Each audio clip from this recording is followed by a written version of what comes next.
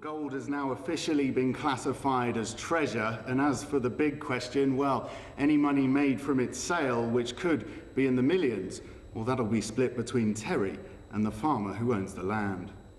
It fills in a gap in our knowledge. This extends our knowledge across into the Midlands. I think it's going to be the best crop that's ever come off that field. I think it's going to be the best crop that's ever come off any field, actually. It is a find like no other, evidence that shines a small chink of light onto the dark ages. Stephen Douglas, ITV News, Birmingham. What an Discovery amazing of an Anglo Saxon find. treasure trove in Staffordshire this week has inspired metal detecting enthusiasts on the hunt for that elusive pot of gold. Laura Bundock joins us now live from Hertfordshire, with the local Metal Detection Society scouring the land this morning. Have you had any beeps as yet, Laura? There have been a few beeps. I've been hearing them gradually as the sun's been rising here this morning. We're in a secret location in Hertfordshire. We're in a field, and the Herts and District Metal Detecting Society are already out in force. Some 30 members have come here this morning hoping to find, they're hunting already, that next Staffordshire hoard. The fields have just been ploughed, which makes them perfect for metal detecting. Let's have a quick chat with the chairman of this society, David Roberts. David, morning to you. Hello, Laura, morning. Tell me firstly, what went through your mind when you heard about that big hoard in Staffordshire? It was one of the dreams that all detectives would like to come across. Really great, but not necessarily the things that we always find. That is an absolute dream, though. Tell me what got you into it in the first place. I started years ago, in 1979, an advert in one of the local newspapers for one of these little teeny metal detectors, and I thought that could be for me. So since then I've done years of metal detecting in England, Scotland, and over in Wales, and also in Germany, and enjoyed myself on the continent, so it's very good. Let's look at the equipment, because I imagine it's come on a bit over the years. Tell me about your metal detector here. The metal detectors range from about £500 to £1,200, so they are expensive, but you get what you pay for. They tend to have most detectors tend to have a good discrimination on them, which means that you can take out iron nails. In other words, you don't get a beep in your headphones when you go over an iron nail. They can also discriminate against smaller items, but they are very good at finding small items such as hammered coinage and pins, buckles, buttons, and lots of interesting points like that. And how much of this is down to luck when you're looking for treasure underneath here? Do you base it on history, or is it just chance? A lot of it is by chance, but you try and do some research. But first of all, I must emphasise, you've got to get permission from the farm and the landowner. You can't just go onto any land. So when you do go on the land, then you can Union Jack it, as we say, cross the fields in a formation and try and find what we would term as a hot spot, where you're getting coins of a certain era. You might find Georgian coins, or a place where the Roman coins are coming up as well. And it's a good hobby for both young and old, because everybody can participate in it, and it's an interesting one, creates an interest in history. OK, well, no treasure here yet this morning, but I've got everything crossed for you. Not at all, we're all looking for it. Yes. I'll let you get back to the metal detecting, and we'll hopefully come back here a little bit later on today and find out how they're all getting on. Back to you for now, though.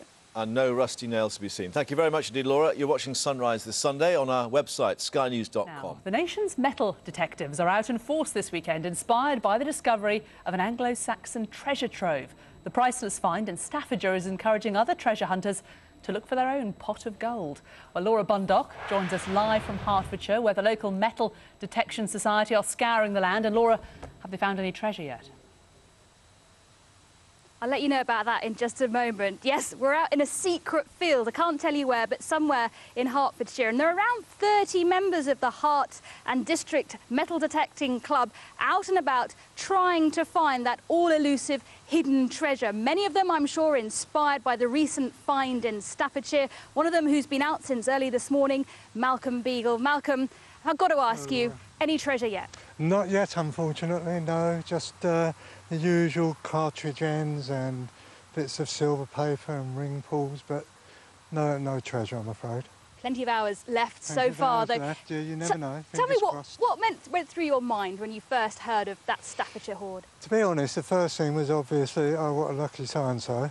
And then afterwards you thought, well, yes, it's a great find. Historically, there's nothing like it. It's surpassed the Sutton Hoo treasure. And yeah, that's absolutely fantastic. How much of that would have been down to luck? How much planning goes into where you search a site? I think a lot of that, the majority was luck. It was luck. As he said, he'd been detecting that land for a few years. And it was just that turn of the plough that fortunately brought the hoard to light. Because what's interesting is you don't dig that deep, do you, when you're metal detecting? No, and I think that was only a few inches down, the original few finds that he had. And then the archaeologist came along and obviously dug up the rest with him. It sometimes gets a bad press, but why is it that the perfect pastime for you? Right, look at today. Beautiful day, you're out in the countryside, you're walking about. It's better than golf, because golf is pointless. You don't find anything with golf, you lose golf balls. But yeah, a nice day, and you're finding things from the past that people haven't touched perhaps for 2,000 years at times. Yeah. You know, We'll leave it there. Malcolm Beagle, good luck with the hunting. Thanks very much. And apparently more members are joining this club following the hoard, and they've not got much space left for more members, so if you want to get in quickly. That's the advice. Thanks, Laura, and I hope if you do find any treasure, you do bring it back to Sky Centre. Thanks very much. Yeah. OK, Michelle Morrison has been out and about, and for the morning, she has become a metal detectorist, and hasn't she done well? Good girl. What's that, Michelle? Ladies and gentlemen, can I interest you in this exquisite safety pin? OK, it might not seem much to you, but believe me, when you've been standing in a field all morning and the only thing you've been able to find is your soundman's equipment, then you're pretty proud of yourself. But it just seems to all be going over my head. It's just like all the noises, there's supposed to be good noises and bad noises, and I hear any noise and get excited about it. So, Andy, run me past this one more time. The good stuff and the bad stuff. What am I supposed to be hearing? Bad stuff. OK. Good stuff. Do you see what I mean by positive. this? This is so difficult. It sounds exactly the same, doesn't it? But you were telling me your wife, actually, a few months ago, found something worth £1,500. Yeah, a little gold stater coin, perfect. 150 years before Christ. Is she going to sell it? Well, I don't know. She might treat me one day. I don't know. New machine, be nice. How much are these machines costing, by the way? Ones we're using, about £500. About £500. Do you think it's worth it, though? Like, in these hard times, should people be going out and buying one of these, investing in one of these to... Depends how lucky you are. If you like my wife, yes. Me, no.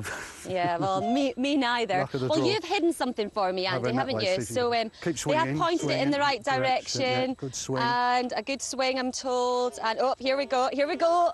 What is it? What is it? It's like I'm wrapping a Christmas present. It's a frying pan. And just here, I've got some bacon and eggs to put in it. I promised them I'd take them for breakfast, but this is ridiculous. Well, you're not fully committed to this, are you? Right? Do you know, for £500, for £500 you could buy a really nice train set or a lovely anorak. Well, she is certainly the most stylish metal detectorist in that particular field this morning, Michelle. Thank you very much.